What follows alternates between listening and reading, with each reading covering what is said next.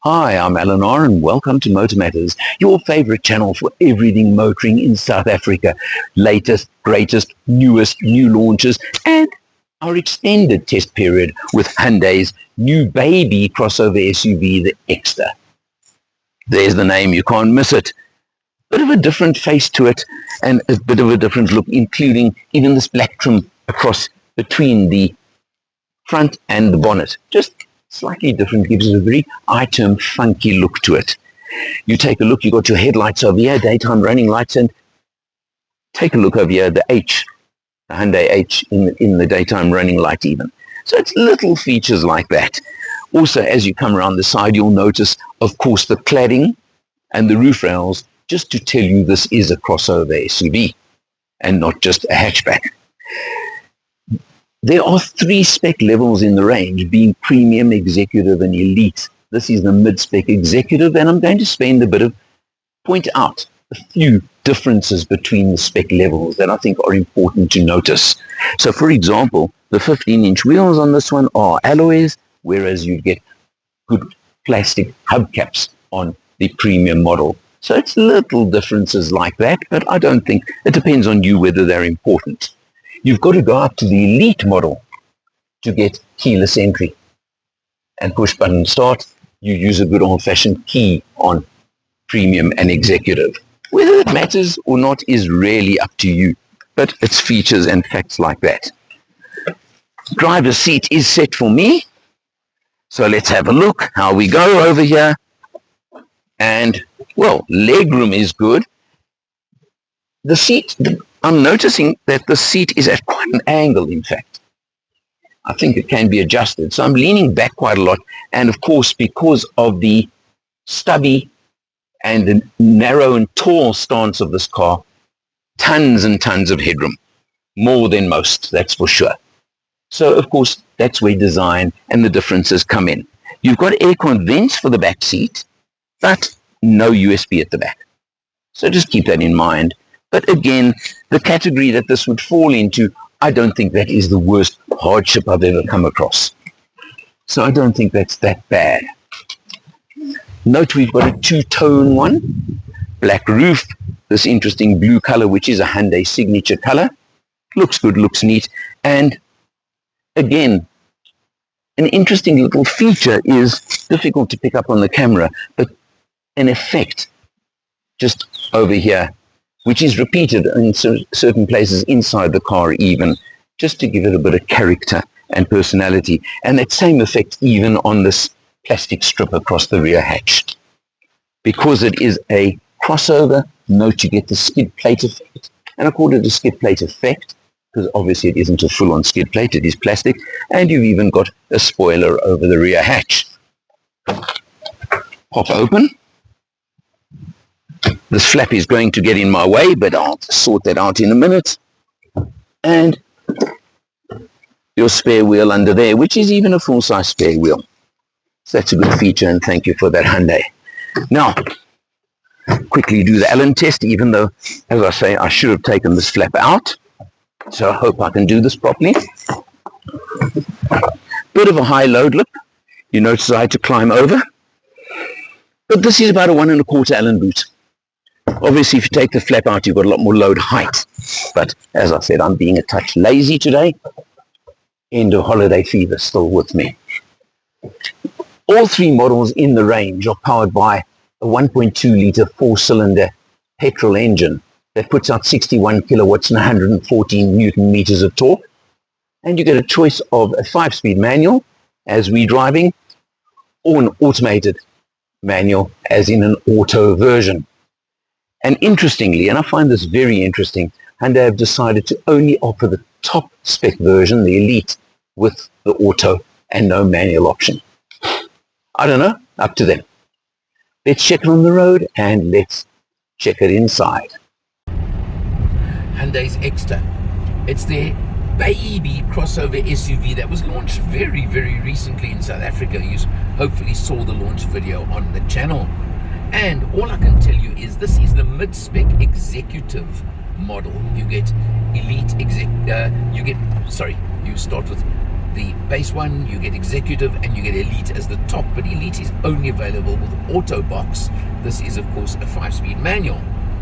So you can choose your spec level, your trim level, and there's a lot of kit on this car that really does surprise.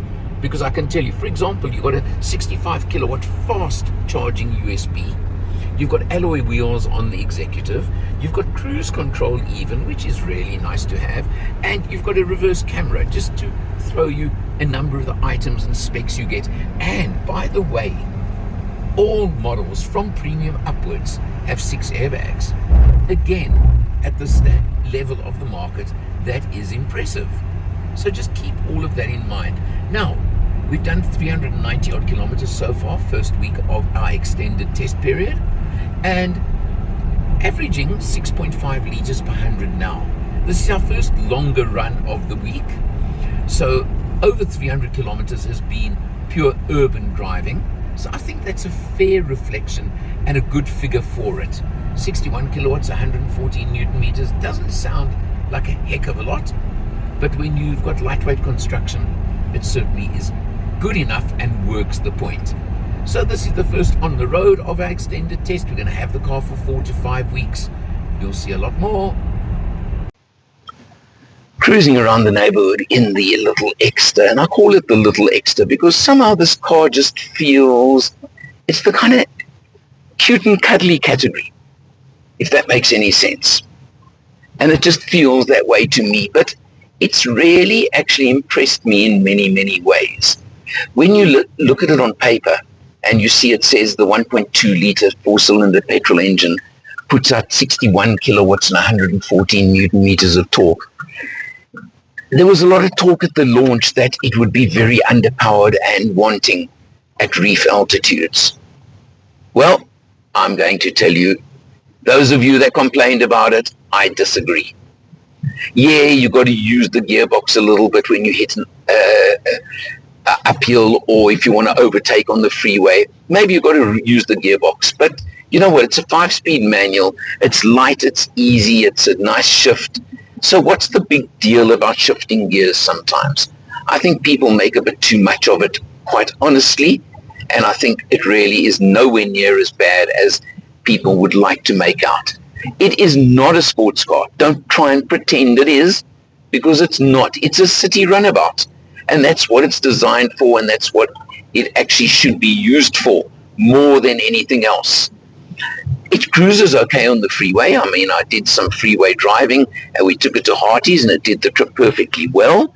So I've got no issue with it, and it's got quite a smooth, comfortable ride. But you've got to remember, it's even shorter, quite a bit under the 4-meter restriction from the Indian-built cars for that tax category. So it's very short and stubby.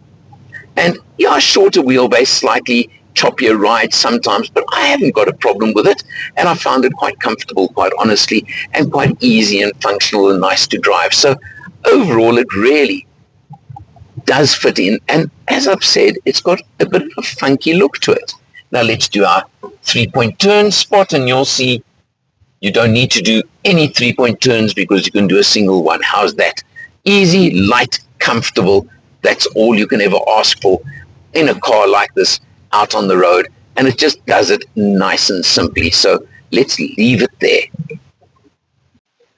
Okay, and behind the wheel, of course, the critical figures. Look at that. We've done 819 kilometers because we've had it for nearly a month, and we're showing it's just gone up. I can tell you now, while I was doing this little drive now for the video, from 6.5 to 6.6 liters per 100 overall. Now, Hyundai claim 5.7, I think it is. So I think that's within reason, considering that 700 odd of the 800 kilometers has been urban driving, not open road. Keep that in mind. I think it's very, very important. Now, remembering this is the mid-spec executive model. You get premium, executive, elite, but it is the highest spec you can get in manual. Bit contradictory, but confusing, but anyway. But all of them do give you cruise control, which is a good feature to have, and I think that's pretty nice. And of course, you've got all your other controls over here on the steering wheel, and it gives you auto on headlights even at the spec level, and quite a few other features which I'm going to mention because I think the spec walk is what really does make a difference. taking a look at the infotainment screen, you'll notice it's very, very familiar to Hyundai or Kia. It's a standard one. It works fine. It does the job. And you've got to go to executive to get a reverse camera, for example. You don't get one on the premium model.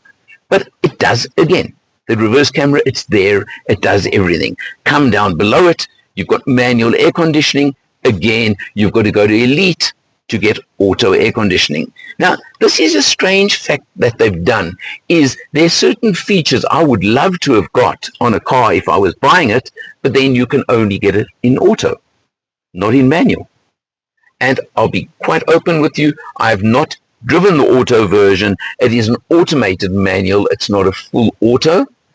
So I don't want to comment on the gearbox. I think it would be totally unfair. But as I say, it is interesting that Hyundai are not giving you options on spec that only come with the auto version. But anyway, they've made their choices. You come down in the center over here, and you'll see you've got 2 USBs. And the nice thing is that's a fast charger. So it is a USB fast charge, no inductive charging pad. But again, I think I'll live with that. I've used the cable the whole test for Android Auto, worked really, really nicely. Manual gearbox I've mentioned. Light, easy, comfortable, no problems, nothing to write home about. What I do find interesting is if you have a look at various places in the car, you've got this quite interesting sort of effect. Whether it's on the dashboard, it's on the door panels, it's in a few places on the car. It just gives it a bit of the funky, can I call it that? And matching the blue exterior of the car, note you've got the blue around the air vents and you've got blue trim on the cloth of the seats, which are things you'll pick up along the way. Okay, so now what you do need to go up to Elite to get is features like a sunroof. Okay, you don't get it on the executive. Keyless entry and push button start, which yes, I would really like, because believe it or not, this one works with a good old-fashioned key. Kind of almost out of date these days, isn't it? But anyway, what it does do, though, for you, which I do appreciate, is the fact you get auto-locking on pull-off. So good stuff for you there, Hyundai. I like that. And other features you do get on this one, you'll see in a minute. But across the range, and this is so critical to me, and well done, Hyundai, 6 airbags right across the range. You don't get ESP, for example, on the premium manual. You've got to start, that only starts from the auto. So and hill hold for that matter. Those only start from premium auto. So just keep in mind. Now, seeing as I'm discussing the differences with you, let me explain to you where they fit in price-wise. The premium manual is $270, $269, $900. You go up to $290, $289, $900 for the executive manual as we're driving here, and I've told you a lot of the differences between the two. Keep those in mind.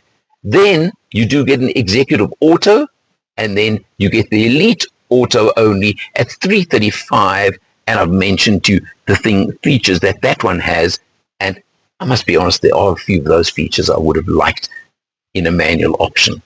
But then I suppose you don't want too many models and options either, so Hyundai have done their homework, as I'm sure they always have. So let me not complain about that. So that is the walk.